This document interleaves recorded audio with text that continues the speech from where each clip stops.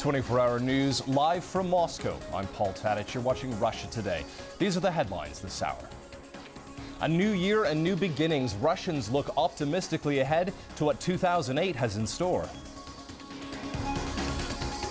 After the annual presidential address, we take a look back at the origins of the National New Year's speech in Russia. And a new property law in the Russian Olympic city of Sochi comes into effect, causing unease for some residents. As the holiday season continues across Russia, some are beginning to contemplate what the coming year has in store. 2008 is expected to bring the country a new president and a new government. But as Oksana Boyko has been finding out, Russians are generally optimistic about their future. Maria is certain the year of 2008 will be special. Russia Today, Moscow. Now, some of the events of the past 12 months were impossible to predict. 2007 saw some memorable moments. Was it the best of times or the worst of times? You decide as we take you through the past year. Leaders' New Year addresses in Russia and the former Soviet Union are a holiday tradition. Millions watched President Putin's address this year. In the past, others have been shocking and sometimes funny, but they always unite the nation. Anastasia Churkina examines the messages sent to Russia by its leaders on New Year's Eve. This is his first address.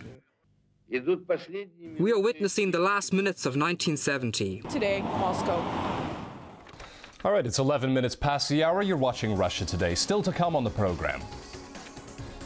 How the Russian Orthodox Church is helping the needy, half a world away from its ancestral home. And from Red Square to Times Square, Russia Today makes headlines in New York.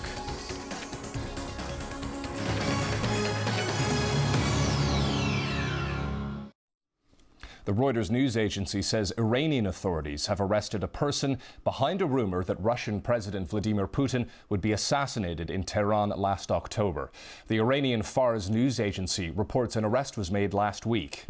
The person is said to be an employee of a telecommunications firm.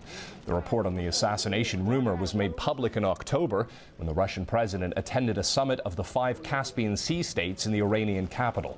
It was the first visit by a Kremlin leader to Tehran since Joseph Stalin in 1943. At the time, Iran dismissed the plot, calling it groundless and psychological warfare by enemies to undermine relations with Moscow.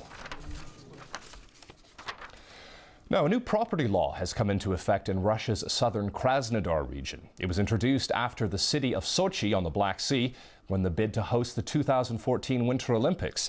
Alexandra Koshanitskaya has been finding out what Sochi residents think about it. Olympic Winter Games in 2014. Koshanitskaya, Russia Today, Sochi, Krasnodar region. The Russian flagship airline Aeroflot is retiring its Tupolev 134 planes. The passenger jet's last flight took place on New Year's Eve. The plane had been in service for almost 40 years, becoming one of the most widely used aircraft in the country's aviation history. In 2002, it was banned from flying to Europe as it did not meet noise and emissions standards. It will be replaced with a new generation of planes, Russia's latest development, the Sukhoi Superjet 100, as well as aircraft by Airbus. It was built by order of the Tsar as the first Russian Orthodox church in Latin America, and today, more than a century on, it offers support to some of the more needy residents of Buenos Aires. Our correspondent Jessica Lemazurier went to the Argentine capital to meet the priest and the parish. They come every day at 12 p.m. Jessica Lemazurier, Russia Today, Buenos Aires. Okay, now let's take a look at some of the other stories making headlines around the world. Violence has claimed the lives of over 250 people since results were announced on Sunday in Kenya's presidential election. At least 30 were killed, including women and children, when a mob set fire to a church in the western town of Eldoret. Opposition leader Raila Odinga rejected the election results and called for mass demonstrations against President Mwai Kibaki. Both sides have called for an end to the violence. Pakistan's parliamentary election, originally scheduled for January 8th, will be delayed by at least a month following the assassination of opposition leader Benazir Bhutto. The Election Commission blamed the delay on damage to infrastructure during nationwide rioting after the December 27th attack. Bhutto's Pakistan People's Party has called for the election to be held on time and says the ruling party plans to rig the vote.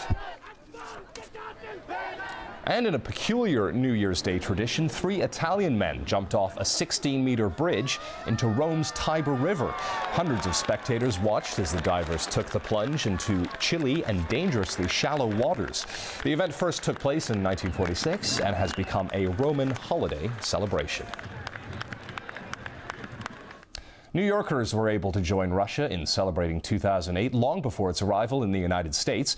Live pictures from Moscow and St. Petersburg were broadcast to crowds in Times Square. It was part of a promotional campaign launched by Russia Today in the Big Apple. Marina Portnoy was there.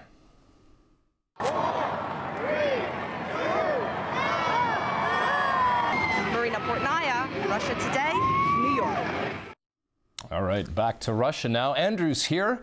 He's got the sport. Now, Russians seem to be getting the new tennis season off to a good start. Tell us about it. Yeah, Nikolai Davydenko and Dmitry Tursunov both winning their opening matches at the